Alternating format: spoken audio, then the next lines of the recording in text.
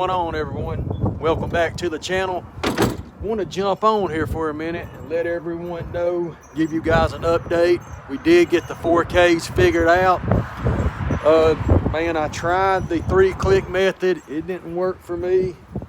Me and Cutter Up Rob was talking on the phone, and he was just saying, you know, I needed to have it the depth right on both sides. So end up getting that right. It's been running fine ever since. So the 3-click method may work on a lot of trucks, and it just didn't work on this one. I had to make sure the depth was dead on or close to it. So I've learned, you know, all pumps are not the same.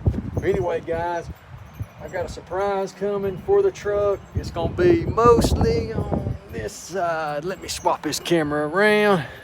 Let y'all see this side. We're gonna be doing some changing out. Yeah, but anyway, I still want to give those head studs away.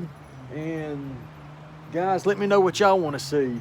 We will be doing the fleece coolant bypass. The heater core has to be changed.